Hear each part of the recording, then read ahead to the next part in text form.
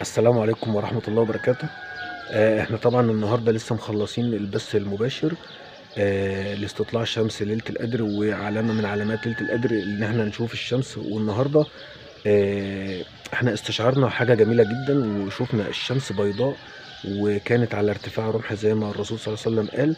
وطبعا احنا كنا بنقول وقت البث المباشر، واللي حابب يشوف البث ان شاء الله يدخل يشوف البث بتاع النهارده على القناة بتاعتنا. شفنا الشمس بيضاء وكانت متحددة جدا، وكنا بنقول ساعتها الله أعلم إن يكون ده بسبب الضباب، أو يكون بسبب أو يكون دي علامة من علامات ليلة القدر. لكن إحنا استشعرناها، يعني إحنا استشعرنا وتوكلنا بالله أكتر، وإن دي ليلة القدر، وإن دي علامة من علامات ليلة القدر إن شاء الله بإذن الله.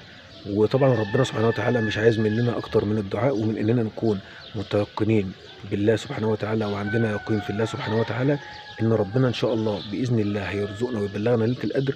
ودعاء ليلة القدر: اللهم إنك عفو كريم حليم جواد تحب العفو يا رب فاعف عنا. اللهم بلغنا ليلة القدر وارزقنا على قدر قدرك. اللهم ارزقنا الحسنى وزيادة. وطبعا في ناس قالت ان شافوها في اليمن بشعاع وفي الاردن، وفي ناس قالت ان في الكويت. النهارده طبعا انا عايز اقول لكم النهارده الجمعه 26 في مصر، 26 رمضان في مصر. وطبعا الاردن 25 النهارده، عشان الاردن صايمه بعدنا بيوم، وبعض دول عربيه. تمام.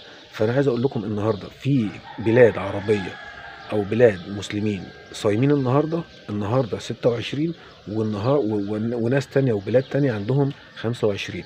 فان شاء الله ربنا يجعلها يا رب ليلة قدر على الجميع، وهم العشر ايام الاواخر من شهر رمضان ان شاء الله هم كلهم ليلة قدر. وان شاء الله استناكم، وتشتركوا في القناة وتعملوا لايك كده، وتدعوا دعوة حلوة. ادعوا يا جماعة، انا بطلب منكم الدعاء، بطلب منكم انكم تدعوا، بطلب منكم انكم تذكروا الله او تصلوا على النبي في كومنت، هتاخد ثواب عليه ان شاء الله باذن الله. اشوفكم بكره في بث مباشر وقت الشروق ان شاء رب العالمين. واستودعكم الله، وكل سنه وانتم طيبين، وربنا يبلغنا ليله القدر نحن واياكم ان شاء الله باذن الله.